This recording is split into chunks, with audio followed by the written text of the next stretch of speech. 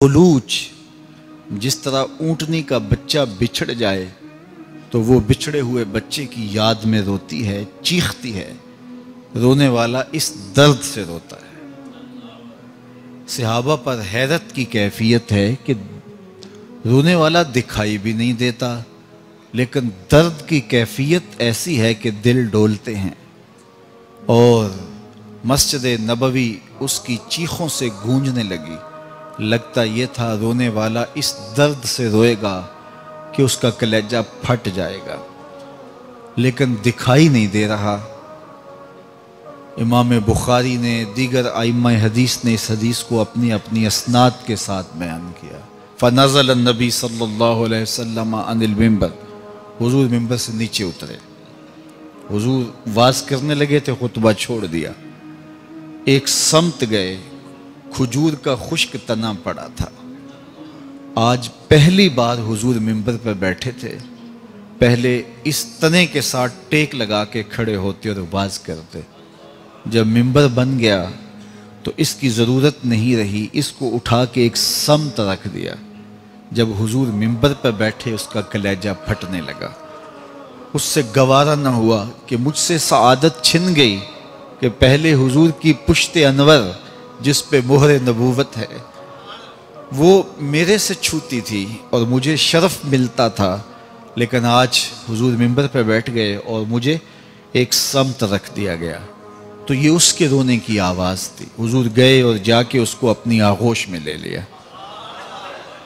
بچھڑا ہوا بچہ ماں کی آغوش میں آئے تو اس کی ہچکیاں نہیں بند جاتی، یہ کیفیت اس تنے کی ہوئی۔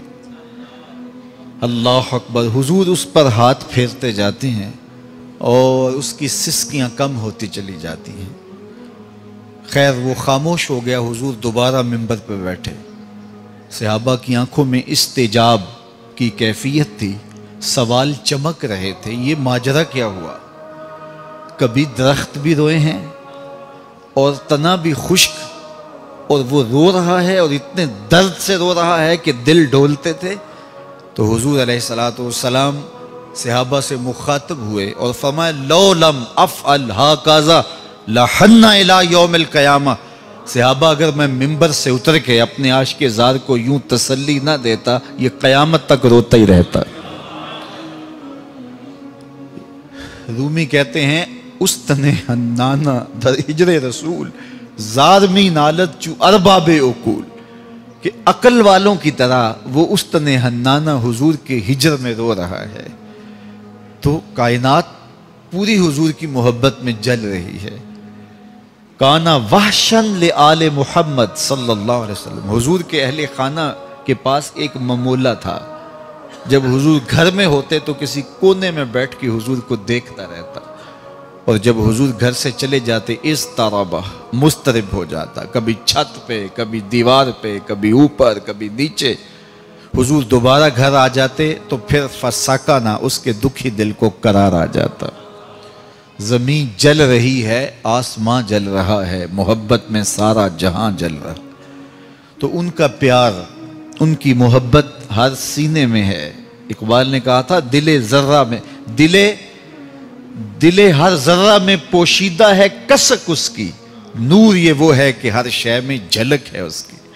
تو ہر جگہ اسی کی چمک ہے۔ شیشہ دہر میں مانند مے ناب ہے عشق، روح خورشید ہے خون رگے مہتاب ہے عشق۔ تو یہ ہر جگہ ہی یہ پیار ہی محبت پھیلی ہے، الفت ہی الفت پھیلی ہے۔ تو یہ تو حضور کا پیار ہے، اب حضور بھی تو پیار کرتے ہیں یار، حضور پیار کرتے ہیں تو اتنا پیار پھیلا ہے نا، حضور محبت دیتے ہیں تو اتنی محبت پھیلی ہے۔ تو آج کا عنوان ہے ماذا یحب النبی صلی اللہ علیہ وسلم، حضور کس سے پیار کرتے ہیں؟ تو آئیے سنیے۔ اللہ اکبر، یحب النبی صلی اللہ علیہ وآلہ وسلم الایمان، حضور سب سے زیادہ پیار ایمان سے کرتے ہیں۔ کس سے پیار کرتے ہیں؟ ایمان سے۔ ایمان حضور کو محبوب تھا۔ اللہ کی بارگاہ میں دعا کی اللہم حبب الینا الایمان وزینہ فی قلوبنا، اے اللہ ہمارے لیے ایمان کو محبوب کر دے اور ہمارے دلوں کی زینت بنا دے۔ اور اللہ نے اس دعا کو قبول کیا، اور جواب کیا آیا؟ وَلَٰكِنَّ اللَّهَ حَبَّ إِلَيْكُمُ الْإِيمَانَ وَزَيَّنَهُ فِي قُلُوبِكُمْ، اور لیکن اللہ نے تمہارے دل میں ایمان کو محبوب کر دیا اور تمہارے دلوں میں مزین کر دیا۔ تو حضور کو ایمان محبوب تھا، تو ہمیں بھی ایمان محبوب ہونا چاہیے، اس لیے کہ ہمارے حضور کو محبوب تھا۔ یہ سب سے قیمتی اثاثہ جو ہمیں دیا گیا ہے وہ دولت ایمان ہے، سب سے قیمتی دولت ایمان ہے۔ جس طرح ہم باقی نعمتوں کا شکر ادا کرتے ہیں، ایمان کا شکر ادا کریں کہ یہ نصیب ہو گیا۔ آج ہم شکوہ کرتے ہیں یہ نہیں ہے، یہ نہیں ہے، یہ نہیں ہے، یہ نہیں ہے، بہت کچھ نہیں ہوگا، لیکن اتنی بڑی دولت جو ٹرمپ کے پاس بھی نہیں ہے وہ آپ کے سینے میں موجود ہے، جو امریکن صدر کے پاس بھی نہیں ہے وہ اللہ نے آپ کو عطا کی، کیونکہ یہ سب سے بڑی دولت ہے۔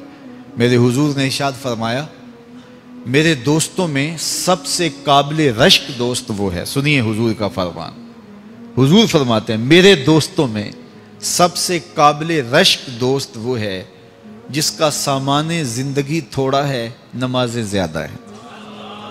سامان زندگی تھوڑا ہے، نمازیں زیادہ ہیں، اور لا یشیر الیہ الناس، لوگ اس کی طرف اشارے بھی نہیں کرتے، جب وہ چلتا ہے گزرتا ہے تو وہ کوئی اتنا معروف بھی نہیں ہے کہ لوگ کہیں یہ ہے یہ ہے یہ ہے، چپکے سے آیا بیٹھ گیا، چپکے سے آیا چلا گیا، اسے لوگ زیادہ جانتے بھی نہیں ہیں۔ ثم نقد بیدہ، پھر حضور نے ہاتھ سے چٹکی بجائی، پھر فرمایا کہ اس کو موت بھی ایسے ہی آئی، اس کو موت بھی ایسے ہی آئی، پھر فرمایا قلت بواکی ہے، اس کو رونے والے بھی تھوڑے ہی تھے، اس کو رونے والے بھی تھوڑے ہی تھے، جنازہ بھی کوئی اتنا نہیں ہوا، رونے والے بھی تھوڑے تھے۔ قلت تراثہ، اچھا بعد میں وراثت دیکھی تو وہ بھی بڑی تھوڑی نکلی۔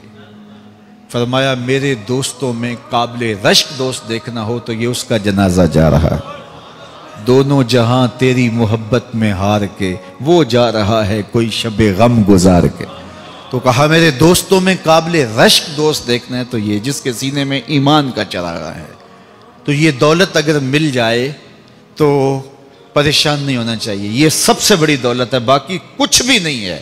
جھونپڑی میں بھی رہتے ہو، رب کا شکر ادا کرو، کوئی بات نہیں۔